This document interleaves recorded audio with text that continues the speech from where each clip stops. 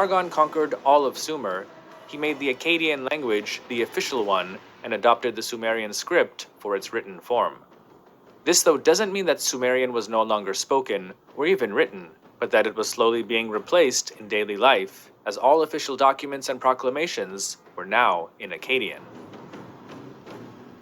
Sargon seems to have taken a great deal of pride in the fact that he was not of noble birth, something that he stressed in early autobiographies of himself.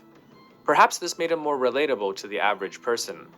After all, how else could an Akkadian outsider muster enough power and influence to topple the Sumerian establishment and unify them all under his banner? He broke the power of the priesthood, the local ensis, and the Sumerian nobility, and replaced them with Akkadian governors who were loyal to him. Sargon and his successors also reorganized and redistributed temple lands and mostly gave them to their hardcore supporters and loyalists.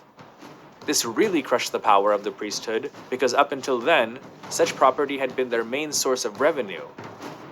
He also put his daughter, Enheduanna, in charge of the wealthy temple complex in the city of Ur.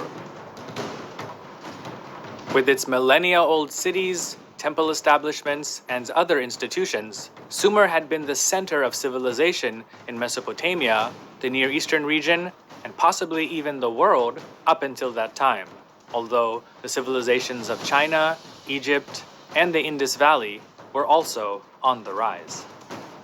Sargon, though, shifted this center when he established his new capital of Akkad on the Euphrates River, better known as Agade. It was here that he built palaces and temples dedicated to his patron deities, specifically the goddess Ishtar and the warrior god of Kish, Zababa. Not only did Agade become the political center of the Akkadian Empire, but its main economic hub as well.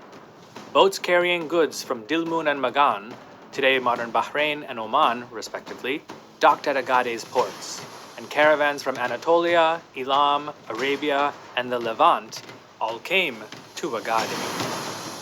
Sargon and his successors also reformed the tax system, with most of the revenue coming directly to Agade before being distributed to other parts of the empire. Such actions were all at the expense of Sumerian cities, such as Uruk, Lagash, and Ur, which before Sargon's conquest of Sumer had been amongst the most prosperous cities of ancient Mesopotamia. As far as we know, Sargon kept a pretty tight grip on power during his reign between 2334 to 2279 BC. When he died, several rebellions broke out, and his sons who succeeded him, first Rimush and then Manishtushu, had a difficult time keeping the empire together. The cities of Sumer were in constant rebellion, and only subdued after much violence and brutality. Though Sargon's grandson, Naram-Sin, was able to stabilize and then expand the Akkadian Empire into new territories, by the end of the reign of his successor, Shar-Kali-Shari, in 2193 BC, the Akkadian state may have held little territory outside of Agade. The Sumerian king list seems to describe a chaotic time during which there were several kings with short reigns whose true lineages were unknown. Shar-Kali-Shari, son of Naram-Sin, ruled for 25 years. Then, who was king? Who was not king? Irgigi was king. Nanum was king. Imi was king. Ilulu was king. Those 4 kings ruled 3 years. Dudu reigned 21 years. Shudural, the son of Dudu, reigned for 15 years.